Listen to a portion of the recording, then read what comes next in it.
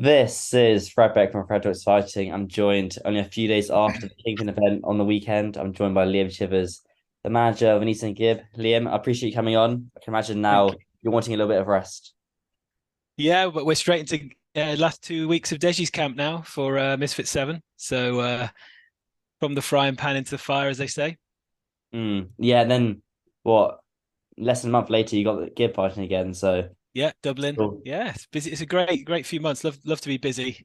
Hate all these months when things nearly happen. You know, we had as last time we spoke, we probably talked all about we had Gibb Mayweather set for months, and that never happened. And then there was the Tommy Jake card. So all that time, and you've had no fights, but you know the Kingpin one's coming, and so that was sort of locked in. And then obviously with Deji coming active again, it was yeah, we knew we were going to be busy around this time. It's good. I thought we'll just go straight into it. Did Austin Mcbroom break his ankle? Because I was backstage waiting for outside Gibbs' changing room, and he did get carried out of the changing room by two of his coaches, like one coach there, one coach there. No, if he'd have broken his ankle, he'd been on a stretcher with a doctor. Didn't break his ankle. We've The watched. guys, the, I've the watched back guys the at Kingpin footage. told me that he broke his ankle. That's why I tweeted it. No, that's what he said it to Gibb in the ring, and they heard it on the cameras. No, he didn't broke his ankle. We had two canvas camera guys making documentary footage for Gibb, and we were sort of looking to edit for footage for the next fight and things like that. And they were at an angle where you can see both fighters' feet the whole time. There's not a single twist, turn, anything untoward on his ankle whatsoever. He didn't break his ankle. I've looked back at the footage. It's a body shot that does it. Gibb was sort of turning up at the start of the third round. Austin started slowing because he got him with a couple of combos, if I recall. And then go back and watch it. The timestamp just after 2 minutes left, a minute into the third round. I think it's like 1:54. Gibbs already hit him with a couple of fairly solid body shots, but he absolutely smacks him one right in Austin's left side. And at that point, Austin brings his arm down, bends down, he winces, he looks at the corner, and then he starts backing off. And Gibb senses it. At that moment, if you recall in that round, Gibb hits two or three lovely combos, head body. And then it finishes with another one, exactly the same spot, and then a third one, all in the same spot. And at that point, the referee pulls them apart, and Austin actually turns right the way around to look at his corner. You can see he's in some discomfort. He's already got that elbow there, and then he actually runs at Gibb just to get hold on for a while. He pushes Gibb all the way to the corner. Obviously, Gibb turns him, and that's the footage we looked at. Oh, when he turned him, did he twist his ankle? Did he crack it? No, his ankle did not move. It was fine. You could see if you watch back that minute of footage, you can see Austin's in trouble, and Gibb starts clipping him after that as well. In that sort of piece, and he knows the writing's on the wall. And it was the same sort of time as where the fight turned in the first fight, if you remember. And Gibb gets better into these fights. After he the first couple of rounds, he was feeling Austin out, see if he's got anything new. What is his tactics? Is he come in? And he knew exactly what he was going to do. And as soon as he'd hurt Austin, it was like, well, he clipped him a few more times, and Austin knew that was it. He was done. His body was shot. And if you really watch it back, some of the shots are really hard. You didn't pick it up on the commentary because they were just talking too much about tactics. But if you watch it back, there's some absolute thunder shots to the body there. And Austin was, yeah, he knew it was about to come again because he started getting clipped too easy. He was having deja vu and he wanted out of there. Simple as that. And the other reason, he's not actually broken his ankle. When you break your ankle, you either hop, you stand up, you take your weight off it, and you call someone or whatever it be. Sometimes you just collapse and sit on the floor. Austin actually started walking around on it. And even leaning on the weight on the ropes, like which takes the weight off the body, which is probably where it was hurt. And he's putting his weight on the ankle, walking around. Then the ref calls it off. The corner put the stool in there, and he's in the corner with a stool there. He doesn't even sit down for a while because he doesn't really go down very easily. If you've got a broken ankle, you sit down straight away. The doctor's called in. It's checked. No one checked it. He hobbled out on the coaches there, and that was the line he played. Obviously, when he made his sort of, oh, sorry, everybody, I might not make the next round of the tournament thing, he never then referred to it. He's never publicly himself said he broke his ankle because he didn't. And, you've seen in socials as well, other well-known, people in our space who respectful coaches like Daily Perales straight away. If you've seen, he's gone back and put social Instagram stories talking about it. He knows the body language. He knows, you can tell that's not what happens when you break your ankle. He could tell the way the fight was going. Gibb basically took his heart and Mcbroom quit. And I think it's quite a consensus now. When anyone I've seen who's looked it back, they've come back and yeah, there's no ankle break there. There's nothing to do with the ankle. There's no sprain or twist of the ankle. No twist at all. So No. why was he getting carried out, do you reckon? When backstage with Because he he quit because of the body shots, the pain, but he's obviously then said to Gibb, he said, oh yeah, it's my ankle. I don't know, Austin Mcbroom. I don't want to say anything about it. He's had enough heat over the years, hasn't he? But he's never been the most trustworthy guy at the best of times. So in this situation, it's just a pride thing. He made excuses with the COVID thing before. I didn't see any that day. He was just stressed out that week. And this is just another one where, I don't know, he's a bit of a broken and beaten man. He looked pretty nervous all week, really. I just think he just felt, how have I drawn Gibb again? He knew the writing was on the wall after the second round this time.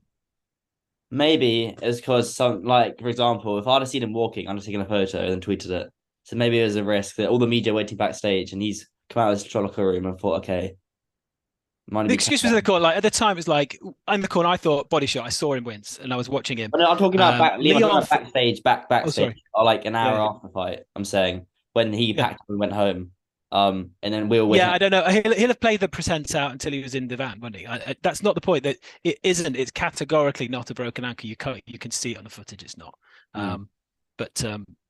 Look, no one's going to push it or make fun of it. Or the only thing that's happened there is he saved himself from another beat down like before, and Gibb was ready to give it. So only two things. One, he saved his health a bit more. That's fine. Two, yeah, the fans would have loved, obviously, a Gibb repeat demolition, and they've not been able to get that. But that's at the risk of someone's health there as well, Austin. So, I don't begrudge him that. So he got out at the right time. And Gibb, obviously, there's good and a bad here. Gibb would have loved to have wiped him away the same way, and it was about to happen. It was going in that direction. Gibb's a machine. His fitness is ridiculous. He'd go until Austin ran out of gas and then beat him up. It was just the way it was going to go. But I guess what it has done is it's not show. Gibb never really. He was only just getting into his rhythm at that point there. So the one good thing is he hasn't shown masses of improvements and combos and techniques which he would have unleashed on Mcbroom at that point, so he can keep those back for the next fight.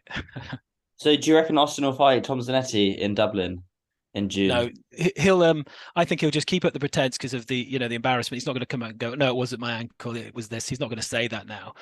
He'll just stick to it. I from talking to the promoters during the week, they got the feeling if he lost, he would try and not do the second fight, and he'd pull out. It was all about that revenge on Gibb. Now, from my perspective, and I said this to Yogi, his coach, during the week, I said, look, because I got the feeling through the week Austin wasn't ready. He's ready, but Gibb was just so confident, and so in like what I've seen of Gibb and his improvements, which you haven't quite seen yet. I thought it was going to be a rough night for Austin. I really did.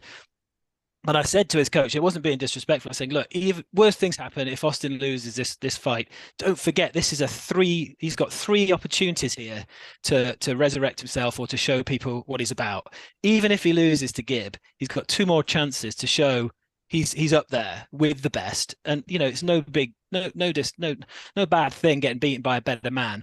And you just got to take that on the chin. And if he was then to go on and beat Zanetti or whoever it would have been through, he had 2 more chances to show what he's all about, that he is an A1 athlete, that he is a very good boxer.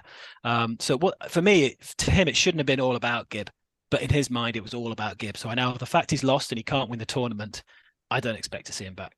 Okay, that's fair enough. That's cool. So then who would replace him? Do you think Blueface would come in? I'd love that. Yeah, I think he'd be great for it, wouldn't it? I like Blueface, actually. I thought he'd be quite more cocky to come with a massive entourage, but he probably did more media than most people there. He did every single media outlet. He was a good guy. He's very he was good. He's very, very humble. I was quite surprised. Lovely guy, yeah. So obviously he was in our hotel, and he was great. Some of his team, what you'd expect, I guess, with that attitude. But he himself was actually a really nice guy. Yeah, I'd love to see him in the tournament. Obviously, anyone coming in as a replacement can't go on and win the tournament, having only 1 or 2 fights through.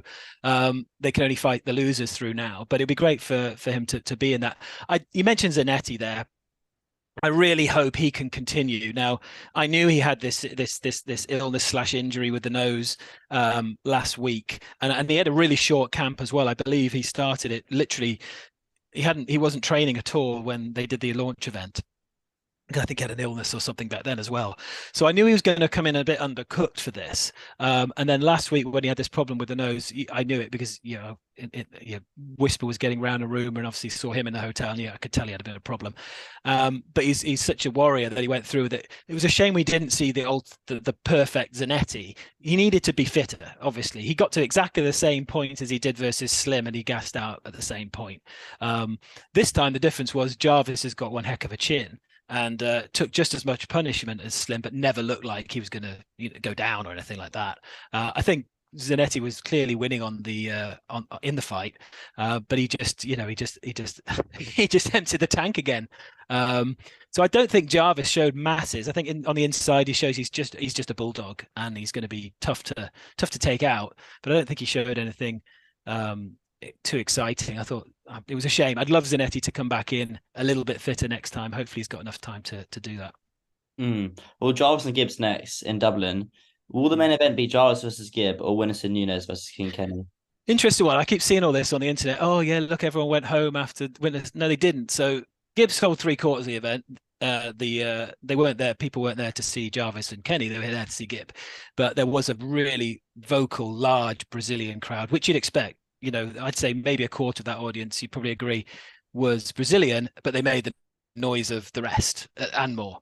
I mean, the audience were really passionate when Gibb came out. It was really loud. It's fantastic, great welcome. But yes, those Brazilian fans, a lot of them, there was one big section above, wasn't there, on the camera there, which was just obvious. Maybe it was like a section sold to them alone, I don't know, but there was one whole section that went, and that's fine. I think the would the other way around have happened if Winderson had been there and Gibb had been the co-main this time? Would a lot of the UK fans have left before that? Maybe, because don't forget it's gone 11:30 then by that time. You're in London. Some would have left anyway, but don't forget, Nunes is a mega star. He's the KSI of Brazil. I think if you went to Brazil, he'd probably sell more tickets or as many as JJ does here.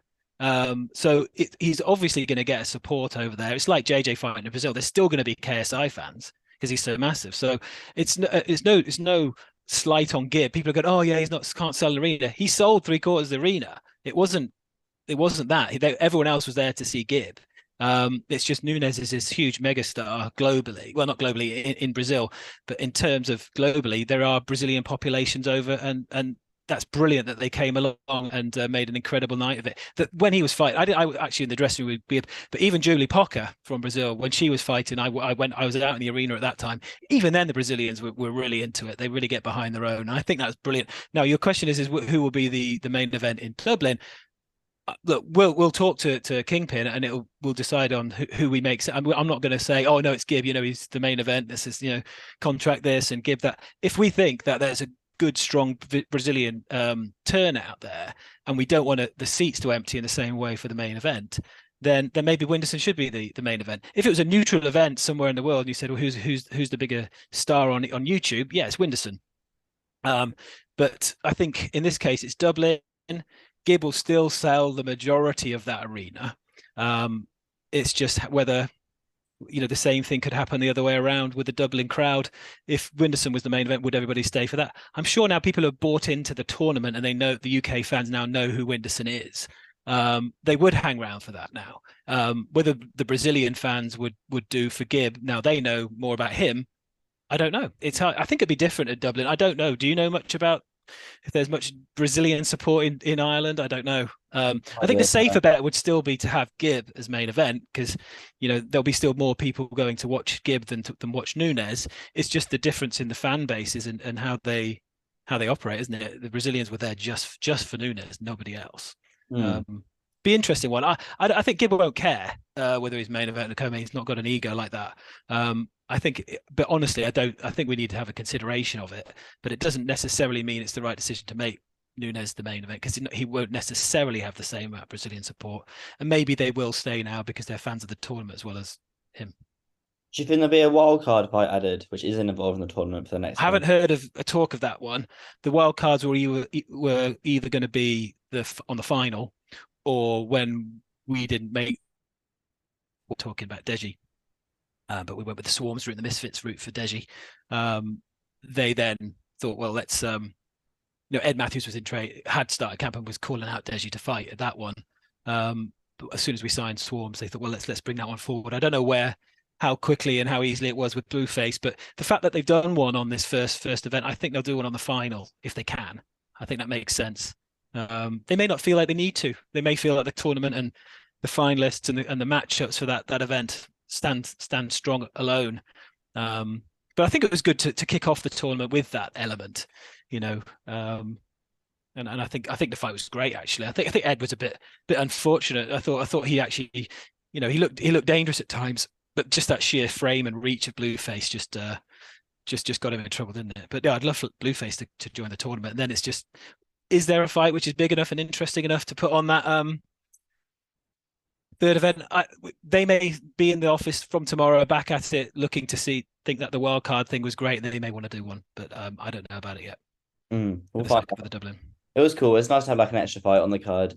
A while back when I interviewed you, you said Gibb was going to come out with a load of content for his YouTube channel on Fight Week. But there are only 2 videos posted on Fight Week. I interviewed Keemstar yesterday, and he was quite critical about the lack of promotion on the event for Gibbs' part, the main event. What do you make of Keemstar's comments there? Well, he's totally wrong. I mean, obviously, there were 2. There was meant to be a mini documentary of Fight Week. I won't put anyone in trouble, but someone didn't press the upload button on Fight Day. Really? Was that? Oh, so it's literally like that? There was going to be one on Fight Day as well. Look, the Gibbs content takes a long time. We had a team of 3 videographers follow all week. So don't forget, this isn't just one fight. This is a tournament, and it's Gibbs' journey through a tournament. There's a lot of bank footage for Gibb, not just now, but from previous fights too. In terms of the promo for this one, if you remember his first video, didn't you like that? That was fantastic, right? I thought it was really right. good. That's a Gibb level video, and it is as good as anybody's promotion ever is. The reason why that didn't have quite the impact we hoped is because there was a cock up with the venue ticket sales timing. Now, that video was brought out to be in conjunction with the launch event. Now, you'll probably agree that video and the launch event, it blew it up, right, on the internet. Everyone was excited on that day and those days for this tournament. It was novel, it was really interesting, and it had everybody's attention. The tickets were meant to go on sale then, or at least a pre-sale, and that would have been perfect because I think it had the full attention. The tickets didn't go on sale for a whole week later, and they were only notified that they were going on sale the night before, like literally 10 a.m. the next morning. Tickets are going on sale. They couldn't wait any longer, but there was no content to assist it. So it was a real damp squib launch of tickets.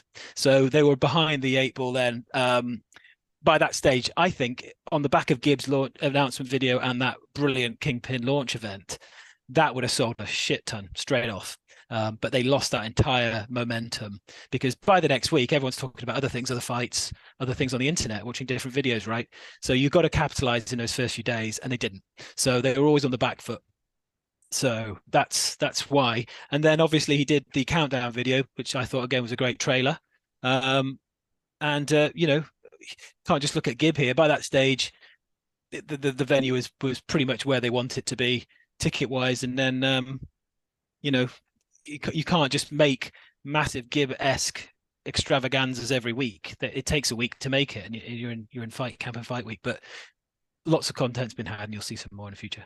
Certainly, yeah, that's fair enough. I thought the 2 videos were very, very good. It's about the quality. Exactly. It's about the quality you put out, not the quantity. And they were very, in Gibbs' case, it is about the quality, but it's all about the timing. You have to make big things of those events, and it wasn't backed up by the tickets being available. So it would have had a great impact, and he wouldn't have needed to do much more than that. I mean, no one else can talk. When they talk about promo, Gibbs as good as it gets. I mean, he's got a decent YouTube engagement, but then you look at all these people who tease him and want to fight him, and the Slims of the world, and Dean the Greats and things who people keep putting on these ranking lists high, but they don't do any numbers. they've not there you go, Liam. An event there you go, Liam. Talk your no, they don't. Oh, man. They don't. No. How many followers? How many subscribers does Slim get? And how good are the quality of those? He relies on the Misfits, fantastic train, and their own promotion, doesn't he? Really. So you can't put somebody's everything all on one fighter. I totally do agree with Keemstar and others that these guys need to be accountable for the promotion they do. But don't forget, in Fight Week, yes, you said there were 2 videos. It wasn't just that. he gives the rights to the channel to stream the press conference, the weigh-in. There is content on that channel every day through fight week. It's just not exclusive content because they want every fighter to put it on their channels. But if you were to see who had the most concurrent views and views, Gib would beat most. That's fair enough. You're getting riled up there against the other. Do you see people talking trash on Twitter saying about promotion and stuff like that? Promotion, yeah, but I agree with it. But I just don't think people understand. I don't think, and I agree with Keemstar, but I don't think he didn't have the insight of the week with the ticket sale timing and why videos were put up when they were, and the likes of that. But Gib does a video, and he puts it out with a plan, and it has an impact. Just because the tickets weren't available at that day, messed that up a little bit, but it's still cool content. It's still more than most. I mean, Mcbroom doesn't even upload on his Ace Family channel. He hasn't tweeted for a year or since the day he lost last time. If you look, so you can't just put it to Gib, can you?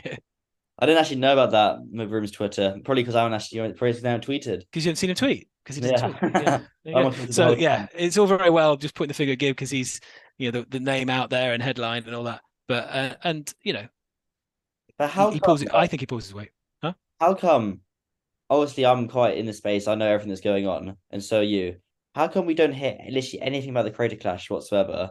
And then we watch the stream and it's literally sold out. I don't know. I don't know what the ticket prices were. Where was it located? I didn't even pay attention to it, to be fair. It wasn't New Orleans. I think it was. Oh no, yeah, it was Florida. It was Florida. Florida. Okay. It was like 20. Was it all Americans or all Americans? Huh? 20,000. So no Mexicans, no South Americans. All right, well, 20,000 seaters. I didn't. Yeah, you can look at the fights. Look about 20 to 18,000. It filled up pretty quickly. I didn't see it was full at the start. That's when I checked it. But I don't know what the capacity there is. But yeah, it looked a great event. But I don't know why it's popular. Really, it's how much were they selling tickets for? Do you know? No idea. No, I'm just trying to figure out how they managed to kind of sell that out with like lack of promotion. It's insane. I don't know. I really don't have an insight into Creator Clash and what they do. That's fair enough. Yeah, obviously, yeah, we're much more involved with obviously the Misfits side of things, and you can see the events. Which I mean, obviously 6 was pretty sparse. I think everyone will agree there, but 7 will obviously be a sellout. Why didn't they just announce number 7 after 6? Because it's KSI. He's going to sell the whole thing out anyway. I don't understand. Yeah. You'll have to ask the Wasserman guys and Mams will have an insight into that. I'm sure he had an input, but yeah, I don't know. I mean, it's they're busy with all sorts of bits and pieces, aren't they? With preparing 7, and yeah, they did seem to leave it a little bit hanging, didn't they? Especially when other fights were on that weekend. But look, Misfits has got. Maybe they just think Misfits has got a good install base of fans now, and it would take care of itself. But yeah, I think you're right. They should have done that the other way around. I think I saw Leon Wills tweet that as well. He was right when he said it. Well, Leon Wills, let's talk about Leon for a second. If Gib fights KSI, if say Gib wins a tournament and the KSI fight happens down the line, would Leon want to have to step back, or what would he do? Because he knows. Well, Leon doesn't do JJ's S&C. He doesn't. He works with Gib though as well, and he's worked with JJ in the past for a lot. Well, up until his last couple of fights. Well, he's in Gib's camp now. Yeah. Yeah, that's fine. I saw you in the interviews afterwards. You were trying to get your head around that one with Gib, weren't you? Yeah. And you got your words muddled up a little bit. Yeah, I don't know. I don't know. Well, I'll think about that. Would Leon feel comfortable, or would it just be business for Leon? Well, look, Leon's not head coach. Abdul is. Yeah. He does have a great insight, and he puts a lot of thoughts into the tactics as well as Abdul. But ultimately, he's support coach and S&C coach. So, he's obviously Gib's going to be super fit with Leon anyway. In terms of Leon giving insight into the fight, I guess he's a Gibbs. JJ wouldn't begrudge it of Leon. He knows he's with shoot fighters, and Leon's Gibbs guy now, and that's just how it is. I think the only time it would be a little bit of a problem now is Gib and Deji. I don't think Gib and Deji will happen though. No, I don't see it anywhere that ever happens. No, I don't think it happens. No. Well, what weight is Gibbs? 160, Deji is 170. Look, they can both. Well, actually, to be fair, the weights would match up quite well, but They would be. I They don't think would that happens actually. either way. Yeah, It's nothing I that. actually think if they both were at their absolute lowest, potentially Deji could weigh a little less than Gib even. Mm, It's just what they're comfortable at, isn't it? yeah. I mean, Gib made 168 for this. He wanted 168 for the tournament in the first place. He's confident he could get way down, but that's just him as a machine trying to because he's been through Ramadan fasting and he trained so hard. He thinks well, I got down to this and I managed to get through the camp fine like this, so I could probably do a bit more. But I think if you look at him now, I think he looks a really good optimum weight about 168. Okay, just a few more things before I let you go. Any news of Global Titans? Are they coming back at all? No word at all. I had a message from one of them. Saying that they are thinking about something on later in the year, but they've been saying that since the last event. I don't know what they're making a movie or they're funding one anyway. They got their fingers in loads of pies. Those investor guys. But there's no fights on the horizon now. Any other promotions you think they'll come up out of the woodwork? So I want to go to Dubai again, and Global that trip to Dubai was pretty cool. But so you got Kingpin, Misfits, and Credit Clash. Any other promotions you think will come into the existence? Not really, other than these, whenever the Mayweathers decide they want to have a fight again, and we have to help them out with introduce some investors or bits and pieces. There may be the odd one of those pop up. But no, Um, the other thing, obviously, there is the skill challenge in Saudi, but they seem to be turning their attention a little bit more to the pro matchups. Talking about Wilder and AJ, aren't they, at the moment, and things like that out there. So I know the head of the matchmaking guy. Emir Um, Abdullah. yeah, Amir. So he actually set up our camp in Vegas for KSI 2. And he actually worked with Gibb as well for the Jake Paul fight, just setting up the camp manager. And so we know him really well. And Badu Jack, who've, he's this guy he's been on cards with these guys and hung out. So yeah, you know him well. So if there's opportunities there, I'm sure he'll let me know. But I like him. nothing as of yet. Emir's cool. I Yeah. just think that's probably it, Liam. I don't think anything else to ask. Yeah, no, I guess projections for the fights. I mean, female fights were good. Did you think? I thought they were really fairly Yeah, quite I was even, some of surprised. I thought those. I thought they'd be worse, but they're actually pretty good. I think that it was a little different, wasn't it? Because they're wearing 12-ounce gloves, whereas I think like someone like Elle, for example, I think people thought she's just going to run through her opponent. It just takes a little bit more time and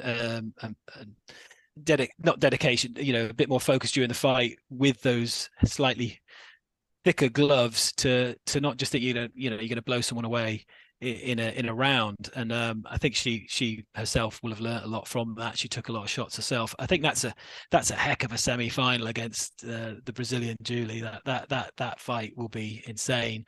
But even a sister versus Barbie, that'll be a brawl as well. I think they're going to be two great female semi-finals. The guys' semi-finals, obviously, they're set up beautifully, aren't they? I think Kenny and Winderson, brilliant. That was the real Kenny everyone wanted to see. How good is Winderson? Technically, he looks very good, but will he be able to cope with the range and an aggressive Kenny? Who knows? We don't know enough about that guy yet. If he beats Kenny, I'm confident Gibb gets the final. I think Gibb Winderson would be a heck of a fight, wouldn't it? Well, Mm. so would Kenny. Just give Winston sell out 20,000 seats at the O2. Oof. With the right promotion, yeah. And what is the right Yeah. promotion? Right timing with ticket sales, pay-per-view strategies, content, which we can drop, which we've got a lot of, and Winderson giving it an absolute push too. If he goes through, he's already got these fans. He can get more of these Brazilian guys into the tournament. He could sell a third of that out. If they were smart, they would bring in Blueface or another Brazilian guy into the tournament and then have Well, him. hopefully Blueface is in the tournament and still in the tournament on the final. Who knows how this is going to go? I don't know who's going to be getting injured and pulled out. I think this thing could evolve a little bit. Obviously, all the winners are all going to be motivated, but once you've lost, it's quite hard to want to keep doing it if you've got an injury, isn't it? So maybe some of these, like Mcbroom, isn't going to do it. It's a shame. I'd love Zanetti to give it another go. I think he will. Zanetti Blueface would be fun, wouldn't it? Yeah, that would be a big scrap. Well, that'd be kind of like Ed Matthews fight, wouldn't it? It'd be the same type of fight. It would, but Zanetti's just a slightly bigger frame, isn't he? Yeah. So he's sort of in between the two.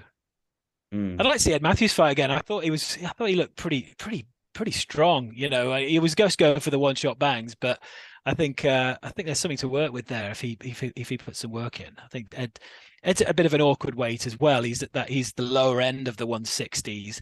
He should be fighting more like I don't know, sort of like Nick LMAO would be good for Ed Matthews. Something like that would be a good shot, wouldn't it? Similar sort of swingler type build. Yeah. What's going on with Jay? Any news on Jay at all? Now you mentioned him. No, just YouTube, TGF, Childish Energy. He's taken this opportunity to get his other businesses and things in line. Not training, not over his injuries and stuff yet. So he's just going to put this time aside to do these things properly, and then I'm hoping to be back by the end of the year. Okay, get one fight in for the end of the year. Or Perfect. or at least back in the gym and taking it seriously again by then. Oh, Yeah, okay. I don't know. We'll see. He might get annoyed that he's missed the entire tournament and go back in the gym the next day and say, "Screw YouTube for a bit longer." Mm-hmm. It's nice to see them back because lots of YouTubers, as soon as they come in boxing, they kind of ditch YouTube. They don't really bother doing it as much. But it's nice to see the Yeah, but Jay, well, yeah, I mean, he did keep it up a little bit, didn't he? And he will do, and he loves YouTube, and he misses the big TGF videos, and he's got this great childish brand, and yeah, he's a very driven guy, Jay, in whatever he does, and he can balance things quite well. I wouldn't expect him to just do all boxing and no YouTube, but it is finding that balance. And I know everyone goes, "Oh yeah, you're the entertainers," and it's back to that whole promotional thing, isn't it? But don't forget, Jay needs to keep this audience fairly fresh because, I mean, don't forget, Jay's headlined and sold out 2 shows this year. And he's headlined and sold out within reason 2 shows. Well, that's not my point. My point is he's got a fan base, and it's great that he's got that YouTube install base. So it is important he keeps going on the YouTube side at all as well. But I think now he's dipped his toe back in the boxing world. He's engaged that fan base, and he's a superstar really in this country. Jay's a great example of if you get it right. For example, you put it in his hometown, like Telford, it will sell out. So they shouldn't be having shows in random places where I guess. Well, Sheffield is pretty random. Yeah, it's notoriously hard to sell there. They shouldn't have it. They should have had it in Birmingham or in Telford, example. Oh, Birmingham, Birmingham was sold out. But even in Sheffield, he still did a pretty good job, I thought. Yeah. As his first one. If it had been the other way around, Telford would have sold out anyway. Sheffield probably would have led to more. Easily sold out, yeah. Just building the hype. Yeah, it's a random location. You got so much of a conurbation down in, a population down in London, in that area there. That's why everything in London tends to be fairly successful. But then as soon as you go up north, and if it's not in Manchester or Birmingham, or potentially Newcastle, if you've got a strong star from that area, it is tricky, yeah. Do you think they'll ever return to the Copper Box Arena where KSI and Joella took place? I don't know why not, other than 2 reasons. One, BT Sport, their offices are right there, and they seem to have a good hold on that venue. From my flashback of working at the Copper Box and knowing a bit about it, and people say since they're very difficult to work with. It was an ex-Olympic site for the Olympics when it was over here, and it's run by some sort of Olympic council where it's almost as if they don't care about filling the arena with tons of events and making the arena business money, because it's sort of like funded from different methods. So it always felt quite hard to work with those guys. I remember the internet speeds into the building was poor at the time as well, when we did right back in Weller, JJ, the very first one. It's a great little venue. I just think apparently the venue managers are fairly tricky to get what you want from them. So maybe it's part of that. I'm just it may have changed now, but I think it's a great little bit. Who knows? They may charge too much as well. I'm not sure, but it is a perfect size venue for a lot of these Misfits fights. Certainly. And how come we didn't pick the O2 for the KSI Thornia as well? Just curious. Not sure. I mean, O2 is notoriously busy. It sometimes, I mean, that's why we ended up doing Manchester Arena way back when. O2 wasn't available for a year. It's booked out. It's so booked up. Yeah. I know. I mean, I won't say anything, but I know. That it's really tricky to get a date at O2. When we were doing Gib Mayweather, they had to sort of outclaim one which had a hold on it for that weekend, and it was very rare that those holds on the O2 Arena are given up lightly. It's just so full. Like, people booked it, even if they're not going to use it, they'll still put a deposit down on it, just speculatively. So, yeah. That's annoying.